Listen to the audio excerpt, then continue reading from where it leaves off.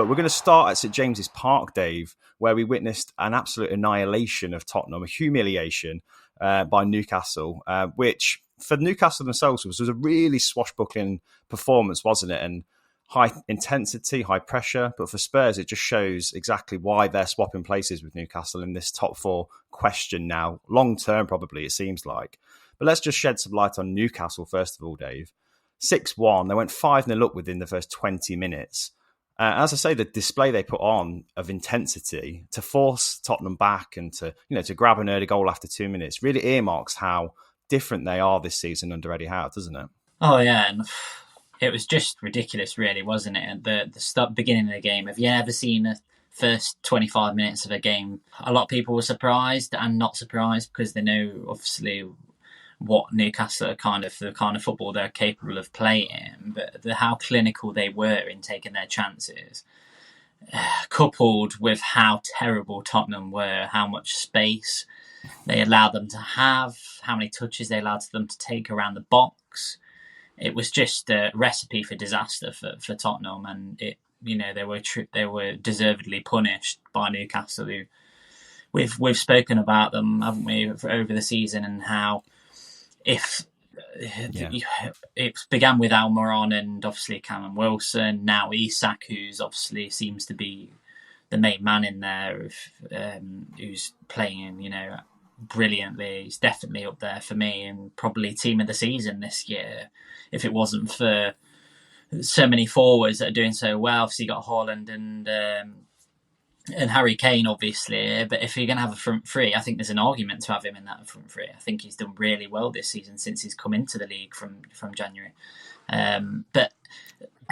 With injury as well, let's not forget. Yeah, definitely. And it is, he's pushed Callum Wilson out of the team. That's no easy feat in itself.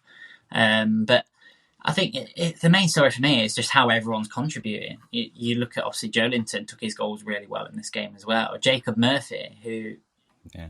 Is still starting ahead of Anthony Gordon, and really contributing himself as well. So you've got to give them so much credit. I don't think anybody really saw them being able to maintain this consistency throughout the season. Well, we've said, haven't we, after the cup final where they lost to Manchester United, that the squad isn't actually that deep, and there's definite kind of areas for them to strengthen if they're going to have a Champions League campaign, especially. But the players that he had at his disposal, Eddie Howe, from the start, he's actually coached the majority of them to be in this position. And I think fair play to him. He's worked absolute wonders with the likes of Murphy, like you say. And Joelinton was a bit of a figure of fun for a couple of seasons, wasn't he? Especially under Steve Bruce when he didn't quite know how he fit into the team. Joe Willock as well, the pass he made for one of the goals was absolutely incredible. And again, under Steve Bruce, seems like years ago, doesn't it, since they were playing under him? But it wasn't that long ago at all. So that's why, for me, I think this Newcastle position that they're in, where they've lost only 4 games in the league so far this season, and they're pushing for, not just pushing for top 4, but comfortably going to make it, I think, aren't they? What a turnaround and what a coaching kind of masterclass from Eddie Howe, really, because he's not spent a fortune yet. It's going to happen if they get Champions League football.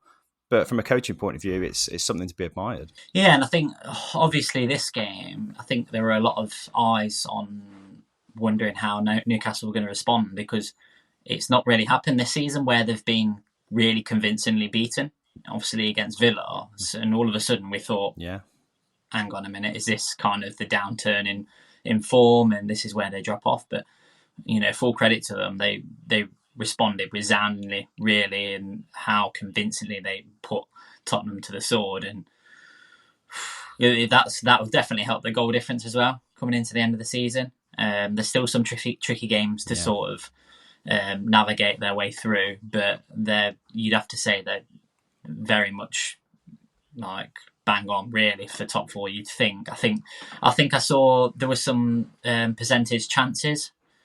I think it was on Sky Sports of where they thought basically the chances of them getting to the top 4. I think Newcastle was like 88%.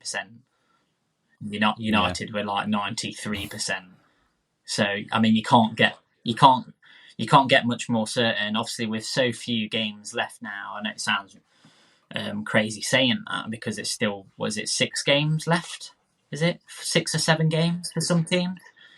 It sounds like a lot in a way, but also it's not too many. I think that United and Newcastle have got about 6 points in hand over those below, and I think even a game in hand on some of the teams. I think Brighton probably look the most likely to make a surge, or Liverpool rather than Tottenham at the minute. Yeah, definitely. I think, well, with a performance like that from Tottenham, and obviously the news that Stellini has been sacked as interim manager, then they're only going to get lower, aren't they? As a team, they're only going to sink further. But we'll talk about them in a moment. But Newcastle, I feel like we need to give them the kind of time and credit they deserve after not just a performance like that one, but just the sustained consistency all season. And tactically, I think there's a definite settled system now for Newcastle. He's got kind of this 4-3-3, hasn't he, where the back four picks itself. Obviously, he's got a great goalkeeper in Nick Pope. There's a spine of a team there that's forming. And at the centre of that is Bruno Guimaraes as well, who you can see staying there for the long term if they can hold on to him.